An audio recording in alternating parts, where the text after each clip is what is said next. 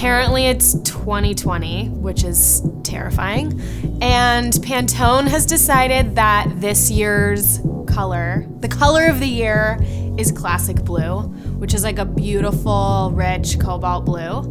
And I thought it would be fun to explore an eye look using that color. I'm starting with the liner because often I feel when the liner is placed over the shadow and then blended out, somehow it feels a little less seamless or something. So I like to do the liner before when I'm doing a creamier sort of eye look, which is what I'm doing today, because then it all feels a little bit more blended together and a little bit more seamless. These set very quickly, but this moment isn't about precision, as you can tell. And then I'm going in with a little blending smudgy brush, and I'm going to just smudge the lash line. And that will get blended out again as well. And you can see I already dropped some liner down here, so I'm glad I didn't start with the skin. But in this case, there's a little bit of a gap between my lashes and the liner, so I'm gonna go back in and really try to get into the lash line with the pencil so that you just get that gap is closed. So that's kind of it for the top line. Again, very haphazard. It's kind of my style. If something ever gets patchy on you, you just kind of have to keep going. And then maybe also be okay with the fact that it's not gonna look perfect. Next, I'm taking this sort of chubby stick shadow crayon. This really is like the classic blue color that Pantone is referencing. So I'm now going to smudge straight from the stick. And I'm not taking it all the way up yet to the crease. I'm just taking it a little below the crease, and I'm using a fluffy brush to blend it. Because this blending action right now is diffusing the color quite a bit. And since the liner was definitely more of a messy application, it's kind of nice to pack the pigment on at the lash line so that it kind of covers the fact that we did a messy job. Sometimes when you really look at it once it's done, I don't mind the sort of messy edges and it's not like the most perfect blend in the world. That is kind of the point for me. But I do notice where there are some spots that need to be cleaned up. So I just always keep these little baby cotton buds on hand with some makeup remover and just kind of like clean up any spots that you need to. In my case, it was sort of the lower lid inner corner.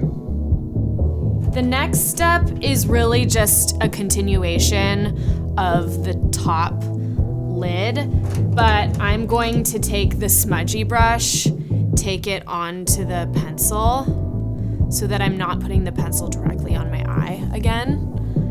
And I'm going to take it down onto the lower lash line. I don't want the color under the eye to be as bright and packed with pigment as the top lid, but I do want to continue it down. Chances are pretty good that as I'm putting the mascara on, there will be more fallout from the liner that I was really massaging into the lash line and maybe some of the pigment from the eyeshadow. So I do want to do this step also before the skin happens. And I'm going in with the curler as usual.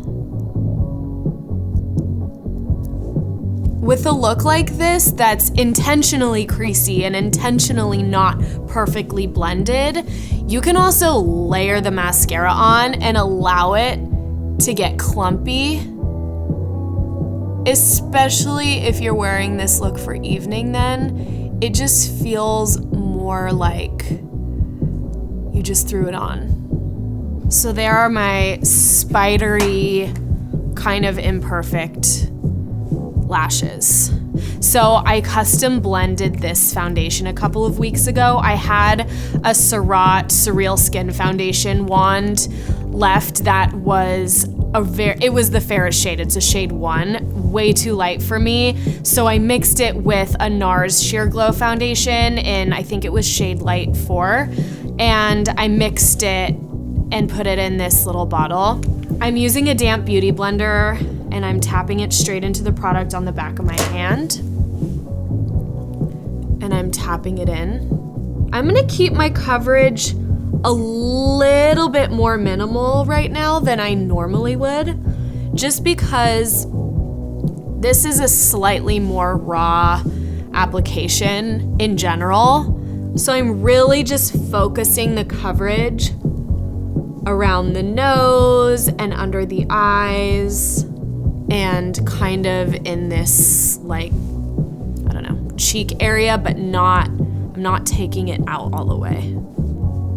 That's where I'm gonna stop with the coverage, but I do wanna go in a little bit and conceal. So this is the Laura Mercier Secret Camouflage Concealer. This is the shade SC3. And my favorite way to apply it is with a fluffy brush like this one, a small one. And I mix the two. One is a little bit more of a peachy shade and one is like a more yellowy shade. And I like to combine them so that you get a more neutral situation. Because it's really dry, it's a really good sort of finishing concealer. So I do really like it to kind of enhance my blend. And I do want a little bit of dimension, and because this eye is kind of creasy and messy and whatever, I think it's also cute to have your skin look a little bit shiny, sweaty, not like perfectly highlighted. I'm doing a very, very light cheekbone contour. And these are quite yellow, so this is sort of like a bronzer. And then I'm going into the highlight shade with my fingers, and I'm gonna just tap it. But I focus kind of in this outer corner area, and then sometimes I take a little bit on the bridge of my nose and kind of, it's not the inner corner of the eye, but it's like just next to it. And I'm also not using blush, no lip, no nothing. I really want the focus to be the color on the eye. I feel like a perfectly blended blue eye that's not, it just feels like you put more effort into it. And I like makeup to feel like I was actually playing and using my hands and just having it be more natural. I was gonna go in and kind of play around with the eye a little bit more, but I really like how it's creasing up, so I'm gonna leave it at that.